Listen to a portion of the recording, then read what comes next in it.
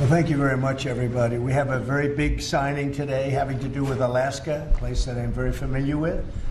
And we're making it greater, bigger, and more powerful, and job producing. It's an economic gold mine, so to speak. And I signed this years ago, and Biden unsigned it for me. This was something that should have been long operating and making billions of dollars for our country and supplying a lot of energy and minerals and everything else that we're talking about. And they undid it and wasted a lot of time and a lot of money, a lot of effort. And now we're starting again, and this time we have plenty of time to get it done, and it's going to be done properly. I'd like to ask your Department of Interior head, who has done a fantastic job, Doug Burgum, to say a few words about it. And we'll go to Chris after you and anybody else that wants to say something. And it's a very powerful deal, very, very big deal from the standpoint of minerals and energy. So thank you all for being here. Doug, please go ahead. Well, thank you, President Trump. Yesterday is a historic day. President Trump, as he promised when he was running in the election to the American people, that he was going to unlock the potential of this country. He was going to unlock America's mineral wealth. He was going to generate. He was going to supply chains around critical minerals for our country. On day one, he signed in a very important executive order, unleashing Alaska's extraordinary resource potential. And this is part of the continuation. There's a number of things that have already happened with Alaska that are moving forward. There's more to come, but big milestone today. In reversing this Biden-era decision about the Ambler Road. This is a 211-mile long road that begins over 200 miles north of Fairbanks off the Hall Road that goes up to the North Slope.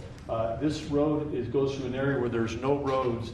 Ambler Mining District at the end of that has some of the richest mining deposits in all of America and in all of the world. And these are minerals that are absolutely essential to defense, to industry moving forward today. Just take copper alone. This is one of the richest copper locations in the country. And of course, today to build a data center, you can have tens of thousands of tons of copper required for that. Even a single family home today may have as much as 400 pounds of copper in a home. And we have, as a nation, in the past, have basically gotten out of the mineral and energy and mining area. President Trump, when he said drill baby drill, he also was mine baby mine. We've got to get back in the mining business. China controls 85 to 100% of all the mining and refining of the top 20 critical minerals. And in this mine area up there, we got copper, lead, zinc, gold, silver, gallium, germanium. So rich in all of the minerals that we need to win the AI arms race against China and to prosper as a country. And so, again, today, this was his history being made. When some of this was set aside in 1980 by Jimmy Carter, there was a special authority created for presidents to decide if there was a dispute. And so for the first time in history, a president is actually using that authority. President Trump, as he does, using his authority for the benefit of the American people. And the appeal came in from the state of Alaska asking that this road be built. Alaska's not a colony, they're a state. They have an opportunity to build roads like any other state. With this signing, President Trump, Alaska can go ahead and build this road. It'll be a toll road, not a public road. It's a toll road, so it'll be controlled in terms of traffic. It's a gravel road. It'll be sensitive to the environment. There'll be collaboration with the Native Alaskan corporations in terms of how it's built and how it's used, supporting the Alaskan Native tribes with subsistence hunting regulations on either side of this. But this opens up a wealth of resources. In addition, there's going to be an announcement made later today that is part of this announcement that the Department of War, the United States government, is making an investment in Trilogy Minerals. They're one of the companies that has mining claims in this area that is a remote wilderness right now. And again, making that investment so we can make sure that we're securing these critical mineral supplies and that ownership in that company will benefit the American people. With that, I'll kick it over to Chris Wright. Thank you, Doug, and what a huge thank you to the President today. This is a tremendous achievement for the people of Alaska We were in the North Slope of Alaska a few months ago celebrating energy development there. They want jobs and opportunity to develop the resources on their lands. This is another major step forward. We say energy is the lifeblood of society, the circulatory system. Minerals and metals, they're the skeletal infrastructure, the physical upholding of everything we do. Everywhere we walk and operate, your cameras, everything you hold are made out of metals and minerals. President Biden thought it was appropriate to offshore both of these industries outside of our country. That has not left us in a strong place. President Trump, in his first term and even more strongly in his second term, is bringing those industries back to our country. America was a mining powerhouse for a long, long time, and our mining industry got squelched. Now we're seeing it come back to life. You saw the president's truth not long ago about a deal for lithium production in Nevada just a week or so ago. This will more than tenfold increase American lithium production. And this infrastructure, this mining road in the Ambler Mining District, will just have immense impact on future mining opportunities for our country's security and economic opportunities for the people of Alaska. Our critical minerals and mining expert within the administration is standing right next to me, David Copley. I'll see if he wants to add any words. This is a really big deal for the American mining industry, and I think it shows the president's seriousness about getting this industry going and making sure we have the critical minerals we need for our defense industrial base and for our broader economy. Thank you very much. And I think we want to get this going by a certain time, so I signed it. And Will, I'm going to give it to you, and you get it filed. And Sir. Good job. Thank you, sir. It's a big job. Thank you very much.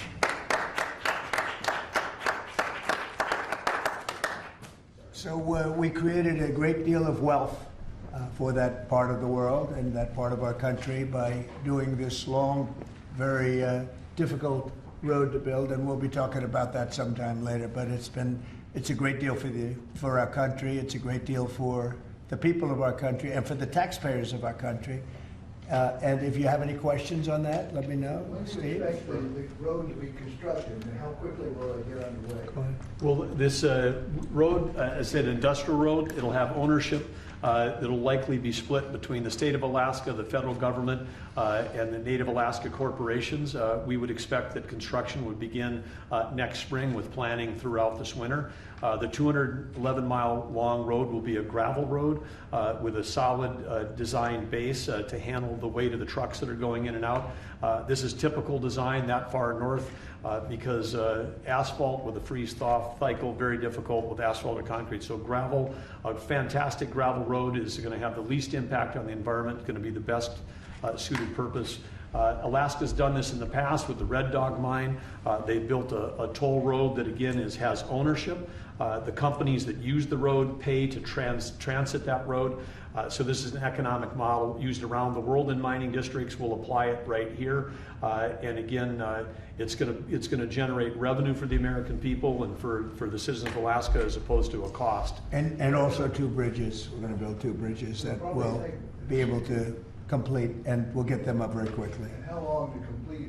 211 miles. We'll get it done in less than a year. It's going to come in three phases. The first road, as President Trump said, will go quickly, which is they call it a pilot road. We'll build a single lane gravel road through the full duration of it. That'll be then expanded to a second phase and then a third phase over time. But again, we want to get that pilot road built because then we can help get materials back to help the mine get started quickly as well. Mr. President, there's negotiations happening with your team in Egypt right now over your proposed peace plan. It was reported by Axios over the weekend that you had a call with Prime Minister Netanyahu where you told him to stop being so negative and to take the win when it came to Hamas's response to that. Is that true? And No, it's not true. He's been very positive. He's been very positive on the deal. Everybody is. I think every nation is. We have just about every nation working on this deal and trying to get it done. Something that you could say 3,000 years if you look at it in certain ways, or you could say centuries, but this is a deal that incredibly everyone just came together. They all came together. No, Israel's been great. They've all been good, Caitlin. And in the negotiations, do you have any red lines in terms of Hamas disarming and whatnot? Are there No, any I have places red you're lines. willing to If negotiate? certain things aren't met, we're not going to do it. But I think we're doing very well, and I think Hamas has been agreeing to things that are very important. Mr. President, on the government shutdown, Mr. President, if the vote today fails in the Senate, will that trigger layoffs? It could, at some point it will, and you know, the Democrats are the ones that started this, and if you think about it, it's about health care to a large extent. It's about, we want great health care for people. We don't want to give the money away to other people that come pouring into our country, and they've already poured it because nobody's coming into our country now. We have the border totally stopped. In fact, numbers we just announced again, we're at another 0. So we have 0 for 4 months in a row.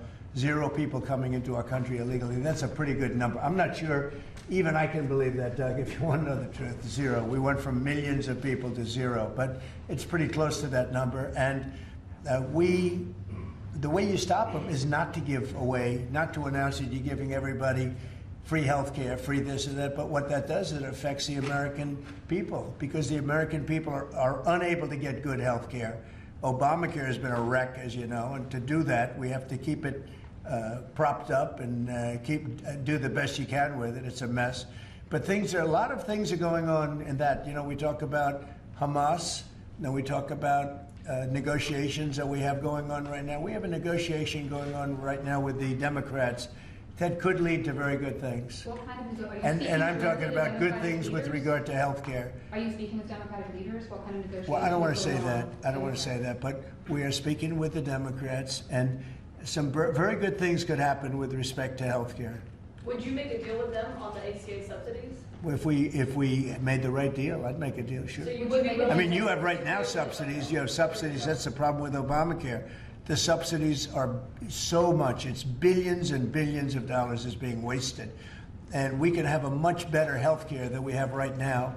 And we're talking to them. I mean, I'm not saying that's going to happen, because this has also been going on, not for 3,000 years, but it's been going on for a long time. But yeah, So we're you talking would to the make Democrats. You would work to make a deal with them on. I'd like to see a deal made for to great reopen health care. the- Yeah, to reopen I the- want to see great health. I'm a Republican, but I want to see health care much more so than the So, Democrats. Mr. President, on all of this, as you know, the American people are experiencing a lot of pain with any kind of government shutdown. And while you're dealing with Democrats and, of course, Republicans are standing their ground, what is your message directly to the American people who may encounter some of this pain and despair? How do you give them hope? Well, up till now, there hasn't been a great deal of pain. There could be a great deal of pain, but up till now, there hasn't been. I will say this, just hang in there, because I think a lot of good things are going to happen. That's all I can say. I mean, I think a lot of good things could happen, and that could also pertain to health care. Mr. A follow-up question. President. We have seen a surge in attacks on ICE agents across the country, including the shooting in Dallas and over the weekend in Chicago. We saw 10 cars boxing in on ICE agents and another one ramming into an ICE vehicle. Yeah.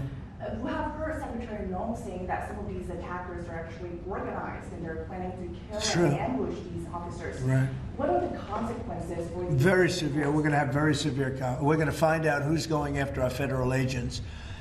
So when you look at Chicago, they've had probably 50 murders in the last 6 or 7 months, 8 months. Many, many people shot, like 30, 40, 50 people shot. Didn't die, but they've been shot. It's like a war zone. And then I listened to the governor and the mayor get up and say how they have it under control. They don't. It's probably worse than almost any city in the world. You could go to Afghanistan. You can go to a lot of different places, and they probably marvel at how much crime we have. Then you go to Memphis, where we are right now. Now, it's just like in Washington, D.C. right now. You people know better than I do, because you have to live right inside. And so many of the press have come to me. They've said, I can't believe it. It's changed so much. We have a safe city in Washington. Memphis will very soon have a safe city. Chicago can be very, very safe. It's going to be very safe. But Chicago is going to be very safe. And you say, why is it that a governor wouldn't accept free help from regardless? I mean, whether it's National Guard or the military or anybody. I mean, if women raped and beaten and knocked to hell, and the same with men where they're being shot all over the place in large numbers. I mean, we had a week in Chicago where 11 people were murdered and 38 people were shot. And then we have a governor get up and say, oh, it's safe, we can handle it. He can't handle it. He's an incompetent guy. That's why they threw him out of the family business. They threw him out. I knew the family business very well, and they threw him out, and now he's a governor. And he should say, we'd love to have a safer place. Chicago's a great city potentially. You know, I told you The head of the Union Pacific Railroad said, "Sir, save Chicago. It's a great city. It's going to be lost if you don't do it." We have no choice but to do this. And when judges give us rulings that, you know, you don't have to do it, Portland is on fire. Portland's been on fire for years, and not so much saving it. We have to save something else, because I think that's all insurrection. I really think that's really criminal insurrection. So I appreciate the question. These are unsafe places. We're going to make them safe. So you see what's going on in Memphis. Not pretty, but you know what? We're doing a pretty job, because it's going to be a very safe place in a little while. And the people of Memphis are so happy that we're there. And the people of Chicago. So you have black women with MAGA hats on in Chicago, all over the place. They want the guard to come in, or they don't care who comes in. They just want to be safe. And they really don't care. You know, there was one woman, and she was great today. She said, "You know what? I don't care if it's the National Guard, the Army, the Marines, the Air Force. I don't care who comes in, as long as we're safe." And that's the way most of the public feels. We're going to make Chicago really great again, and we're going to stop this crime. Then we're going to go to another one, and we're going to go city by city. We're going to have safe cities.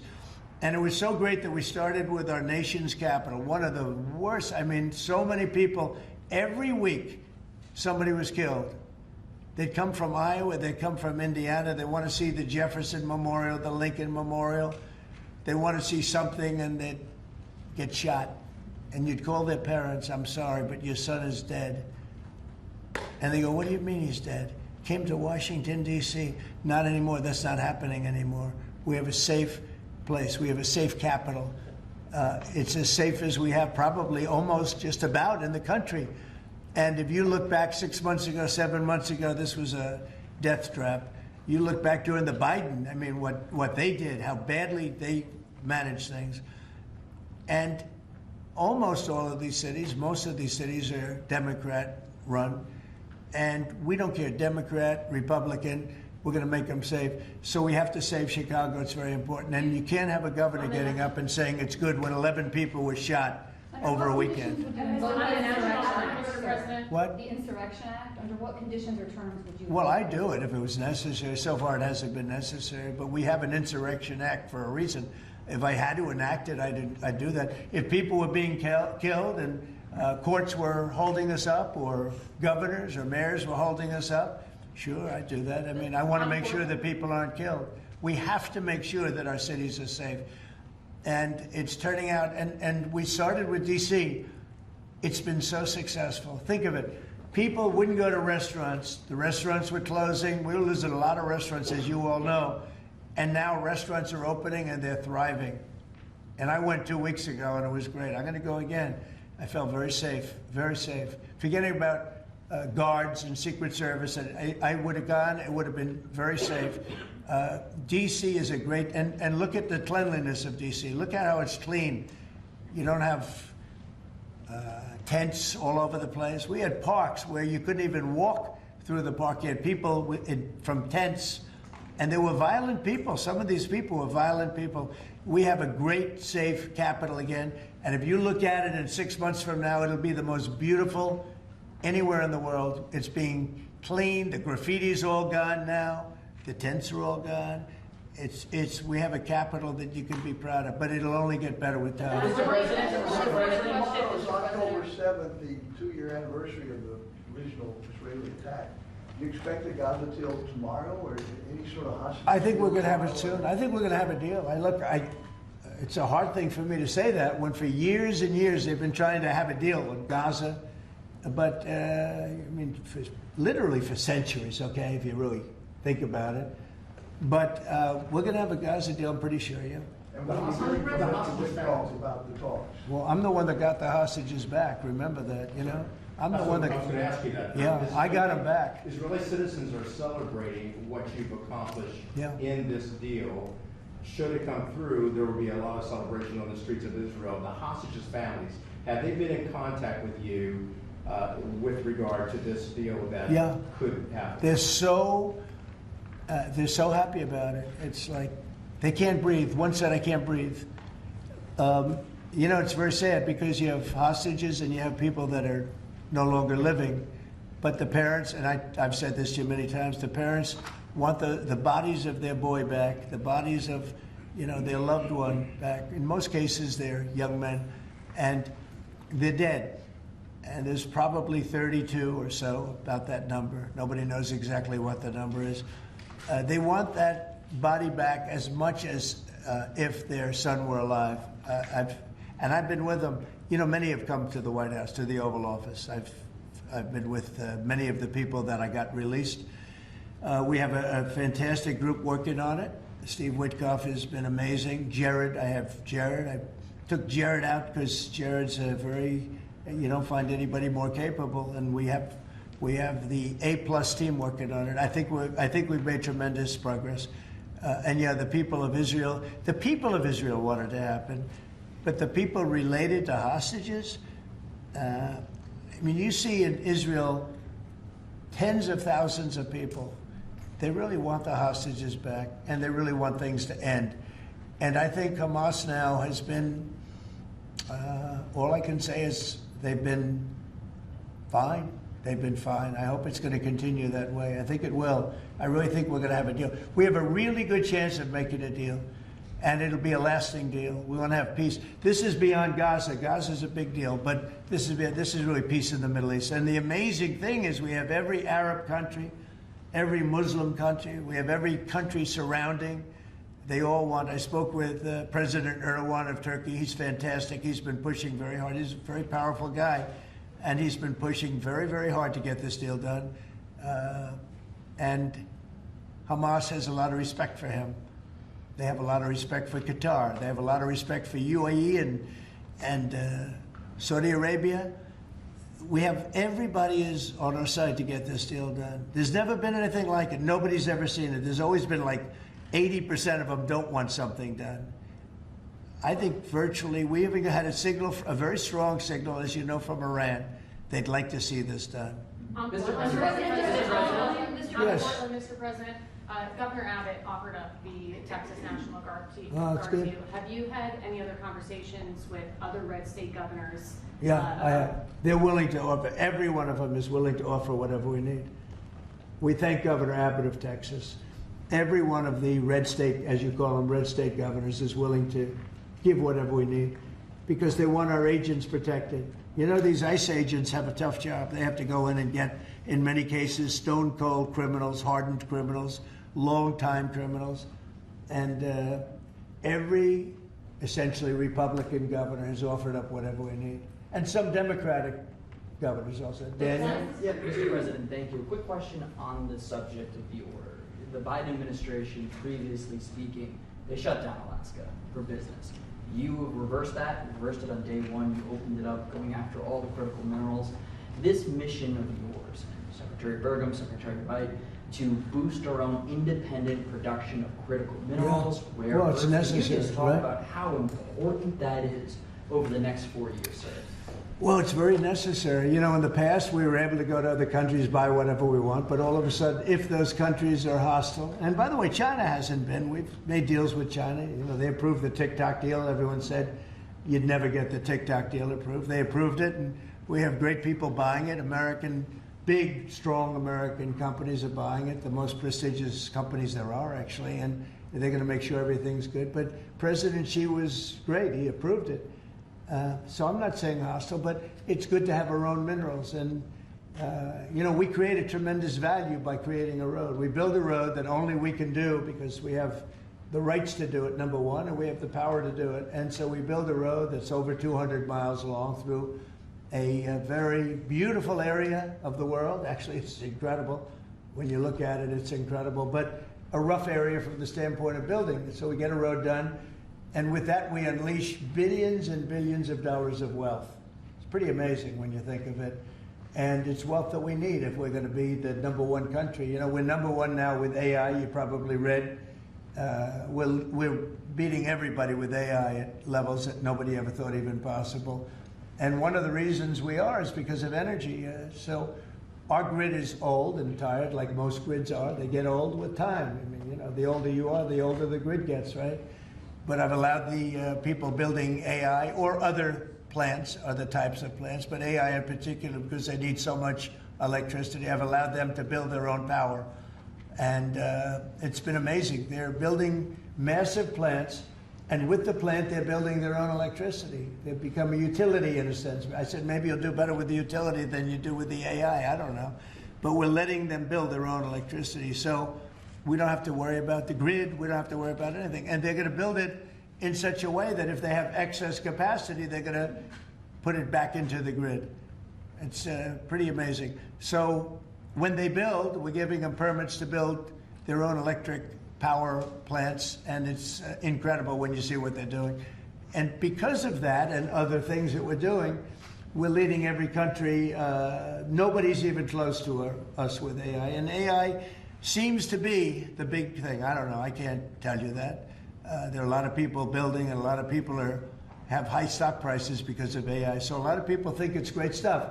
And I think it's great stuff. I look at it, it's amazing what it can do. In terms of medical costs, in terms of knowledge, it's basically information, and information at a level that nobody thought possible before. So we'll see. But they're building plants where you saw the one overlay that I did where, in this case it's Meta, one of their plants is essentially almost the size of Manhattan.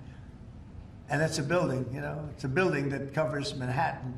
So it's big stuff. And nobody's even close to us. We're leading AI by so much. Mr. President, yeah, go ahead, please. Since the start of your administration, we've seen a lot more Americans wanting to join ICE. And as we're seeing more attacks on them right now, what's your message to rank and file ICE agents who are trying to do their jobs but are facing 1,000% increase in attacks? I love your questions, you know, I like you. So who are you with? I'm with NTD. Very good. I was the one who got mugged.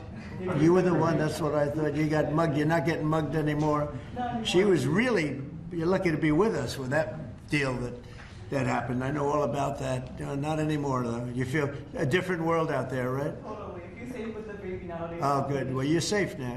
Nobody's going to be hurting you in any way. Thank you, Mr. President. Okay, thank you very much. Mr. President, on the Supreme Court today. Thank you. So the bottom line on your question, we're just going to make things real safe. We're going to have a country that you can be proud of, not a country that you read about every day where somebody gets mugged from behind or hit over the head with a baseball bat. Those people aren't with us any longer. Yeah, please. Mr. President, yes. Thank you very much. Thank you, Mr. President. On today's call with Lula from Brazil, Yeah. are you considering lowering tariffs after the call? Well, I had a great talk with the president of Brazil, who's a good man. I met him actually at the United Nations. I was going up to make a speech and I didn't have a teleprompter. I was walking up to my teleprompter. I said, I don't have a teleprompter. But just before that, I met with President Lula, and I found him to be very good. I mean, we had a very good talk for about, 2 minutes. And then I went up to make a speech, and I was surprised to see, how would you like that one, Doug? I've got every leader in the world sitting out there. My teleprompter isn't on. You know why, Daniel? Because it was a rigged deal. But fortunately, I made a better speech than I would have if I read it off a teleprompter, which is pretty easy to do. So it was quite a day. That was a big day. But we met and we liked each other. And yeah, we had a great conversation. Yeah, we'll start doing business. And are you considering traveling to Brazil for COP30? At some point, I would, and he's going to come here. We talked about that. And a follow-up question on Israel. Israel government has been arresting and deporting activists that were traveling to Gaza. Today, Greta Thunberg, for instance, also some... Well, she's just a troublemaker, I mean, she's no longer into the environment, now she's into this. She's a troublemaker. She has an anger management problem. I think she should see a doctor. She needs anger. If you ever watch her, she's a young person. She's so angry. She's so crazy. Now you can have her. She's just a troublemaker. Yeah, please. The Supreme Court is back in its term today, Mr. President. And Say it. The Supreme Court is back in session. They rejected today an appeal by Ghislaine Maxwell to overturn her conviction. That means her only chance of getting out of prison is a pardon from you. Is that something you're open to? Who are we talking about? Ghislaine Maxwell. I haven't heard the name in so long. I can say this, that I'd have to take a look at it. I would have to take a look. Did they reject that? She wanted to appeal her conviction. And what happened? They said that they were not going to hear her appeal. I see. Well, I'll take a look at it. I will speak to the DOJ. I wouldn't consider it or not consider it. I don't know anything about it. So, but I will speak to the DOJ. Why would she be a candidate for clemency, sir? I don't know. I mean, I'd have to speak to the DOJ. I'll look at it. I have a lot of people who have asked me for pardons. I call him Puff Daddy has asked me for a pardon. But she was convicted of child sex trafficking. Yeah, I mean, I'm going to have to take a look at it. I'd have to ask DOJ. I didn't know they rejected it. I didn't know she was even asking for it, frankly. By Tomahawk missiles to Ukraine, or sell them to NATO and let them sell them to Ukraine. Yeah, I've sort of made a decision, pretty much. Share it You know, with us, if you consider, yeah, I think I want to find out what they're doing with them. Yes. You know, where are they sending them? I guess I'd have to ask that question. That war should never have started, would have never started. Such bad judgment was used there. I think on both sides, by the way. But nobody looks good with the war with Russia and Ukraine. Nobody. That's been a horrible. This week they lost over 7,000 soldiers between the two of them. And those missiles, This is every week they're losing 7,000, 8,000, 5,000. they have a range of like 1,500 miles or something, and so they'd be able to. No, I know. No, I would ask some questions. I want to see what's. I'm not looking to see escalation. Yes. And tomorrow you're meeting with the Canadian Prime Minister. What's on the agenda for that? Well, I guess he's going to ask about tariffs because a lot of companies from Canada are moving into the United States. You know, everybody's moving back into the U.S. and he's probably going to be asking about tariffs. They're losing a lot of companies in Canada. They're coming into They left here. They left here 20 years ago when presidents that sat right at this desk weren't doing their job properly. They were probably good politicians, but they weren't good at business, and they allowed these companies to leave. And all they had to do is do what I'm doing right now. And, you know, I'm not saying it's the easiest thing to do, but it is. It's effective. We're a rich country again. We're a powerful country because, you know, I've ended 7 wars. At least half of them was because of my ability at trade and because of tariffs.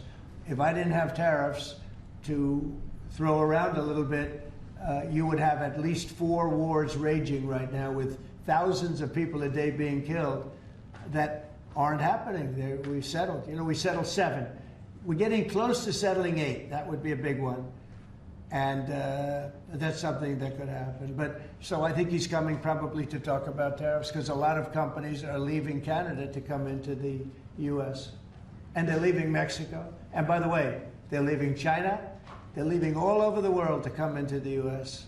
And would you Nobody's actually seen anything like it. Would you shift your position on tariffs in response to whatever? Well, I mean, look, my positions turned out to, everybody said I'm right. They find billions of dollars that they didn't even know they had. Recently, they said they found billions of dollars and they couldn't understand. I said, check the tariff shelf. And they come in the next hour and they said, sir, you're right. It was from the tariffs. We're a rich, really rich country again.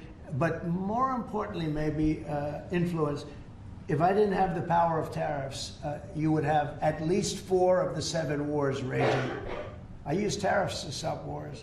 If you look at India and Pakistan, they were ready to go at it. 7 planes were shot down. They were ready to go at it. And then nuclear powers. And I don't want to say exactly what I said, but what I said was very effective. They stopped. And that was based on tariffs. It was based on trade. Tariffs are very important for the United States. We are a peacekeeper because of tariffs. Not only do we make, you know, hundreds of billions of dollars, but we're a peacekeeper because of tariffs. Mr. President. Yeah. On the shutdown, Mr. President, the shutdown that occurred during your first term lasted 35 days. Yeah. How long do you expect this shutdown to go?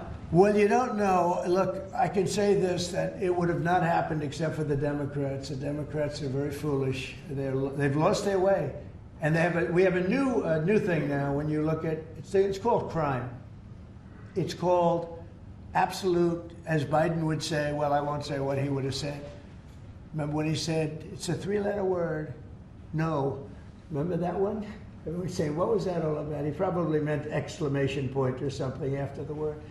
But this is a 5-letter word, crime, C-R-I-M-E.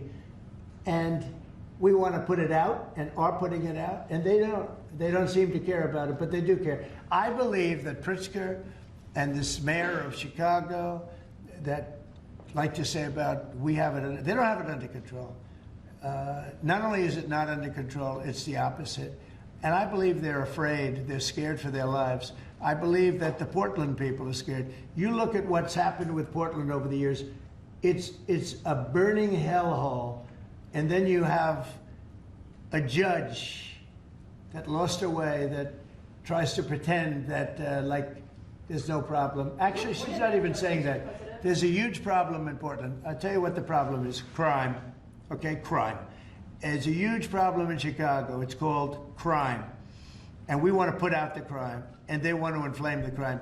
And why they want to, I don't know. But it could be that Pritzker is scared for his life. Yeah. You appointed that judge in On the Portland, Mr. UN, do you President. have an update on the investigation into what happened to you at the UN last month? And also, what's your message to Americans who are concerned about your and your family's safety as you're very out in public attending? Yeah, I am out there. There's no question about it. Well, at the UN, we had a problem with the teleprompter. We had another problem that nobody has actually talked about. The people in the room didn't hear my speech. Did you know that? The people in the room, they didn't have any loudspeakers, and they didn't hear my speech. And I thought I made a really good speech. I mean, considering I didn't have the use of a teleprompter, which is unusual. But I made a speech. I could have walked off the stage. I guess most people, Doug, I think most people would have just said, we'll see you in about a half an hour, right? But, you know, they obviously turned off the I think they turned off the teleprompter, but there was a reason that it didn't work. I actually know the reason. They didn't let the teleprompter person into the room, okay, which is essentially the same thing. So I made a speech. It turned out to be a very good speech, got good reviews. I went out to the audience after the speech. I saw my wife. I said, how good was that speech? Was that unbelievable or what? She said, I didn't hear a word you said. I said, what do you mean? She was sitting in the front. I said, what do you mean? She said, you couldn't hear anything that you said. The speakers were turned off. So I think that's pretty bad stuff, right? You know, especially since we support most of the United Nations. And yet I still want to keep it in New York, because I think the United Nations has tremendous potential. If properly run, the United States has tremendous potential. But think of this. I settled 7 wars. I never spoke to the United Nations about it, not one of them. You look at, and those were wars that were raging a long time, and in many cases. And I settled 7. I never heard from the United. They didn't help me. They should be able to settle the wars. I shouldn't have to be settling the wars. Yeah, please.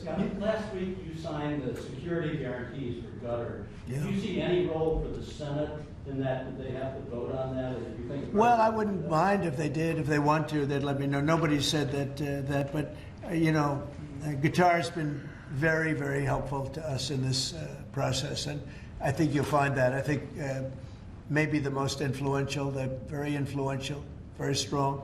With Hamas, they're very strong, and Turkey's likewise been helpful. I mean, honestly, UAE, Saudi Arabia, everybody's been helpful. I just spoke today with the King of Jordan, and he's been terrific too. I can't think of any country that's been negative about this. This is why it should happen. I mean, everybody wants it to happen. And usually when everybody, including, I think, Hamas, and when they want it to happen, it's going to happen. James Comey is being arraigned on Wednesday, Yeah. obviously after his indictment. Are you worried that your own statements calling for his prosecution could help him actually in his defense of this case? No, I think he's a crooked guy. He's a dirty cop. Comey, I think he's a dirty cop. He's recognized by many people to be a dirty cop and dishonest guy. So all I have to do is, I mean, I have nothing to do with the case. I just say, But you called on him, Bondi, to prosecute him and oppose no, him. I don't call anybody. You know what? I'm allowed to do that if I wanted to do that. But Comey's a crooked guy. He has been for years. And he got caught. Look, he lied. This is just a simple case. He totally lied. And then he confirmed the lie on, I guess, numerous occasions, or at least one occasion. He confirmed the lie. He said, that's what I said, and I stand by it. And, you know, I mean, the guy, and he didn't say, to the best of my knowledge. He didn't say, well, I don't remember. He made a very definitive statement and a very important statement concerning him. And he got caught in an outright lie. And that's why a group of people, it wasn't me that voted, they voted to indict him. But he's a crooked guy, in my opinion, and we'll find out. The court's going to determine that in a little while, I guess. Yeah. You met President, with do you members of expect the to Navy announce farm yesterday, relief Mr. this President. week? Yeah, I'm going to do some farm stuff this weekend. You met with Yeah, members please. of the Navy yesterday celebrating It was their unbelievable. 250th. Can you talk about that? And as we get closer to America's 250th, you've initiated a prayer initiative as well. Yeah. Talk to me about both of those events and why they're so important, particularly the prayer initiative going forward to the.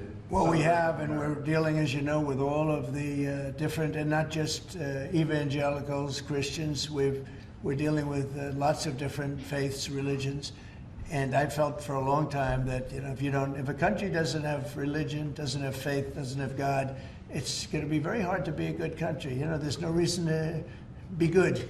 I want to be good because you want to prove to God that you're good, so you go to that next step, right?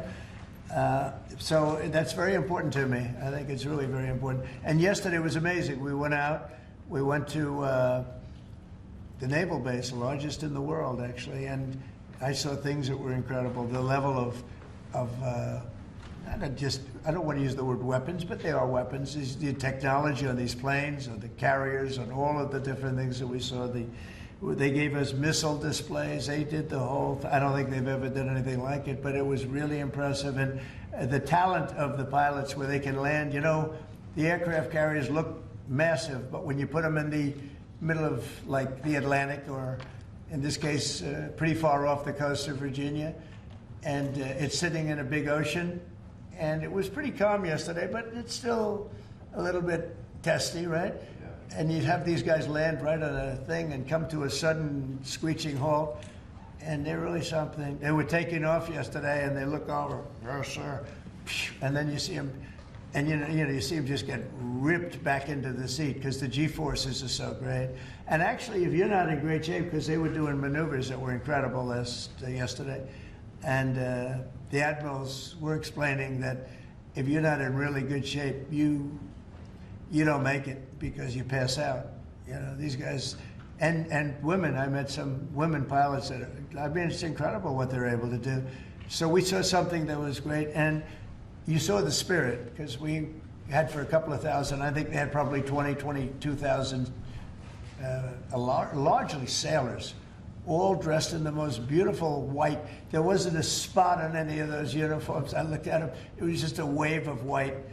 And it was a great crowd and great reception. So, getting back to a very important question that was asked, when you go back a year ago, people weren't joining the armed forces. They weren't joining the Army, Navy, Air Force, Marines, the Coast Guard, Air Force. If you look at, any of them, they weren't joining the Space Force. And now we're setting records, recruitment. And that goes for the police and fire. Now they want to be policemen, they want to be firemen. And firemen, people don't mention them, they're incredible. I know so many of them, they're brave as hell. I wouldn't want to do it, I'll tell you.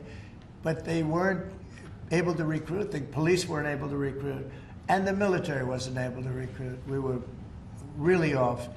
And I got elected, and it really started on November 5th. I got elected, and somehow the country developed a spirit. Financially, yes, but also with the military. And now we have record levels of people wanting to be in. Every force is filled. We have waiting lists to get into the Marines, to the Army, to the Navy, to the Air Force. We have Coast Guard.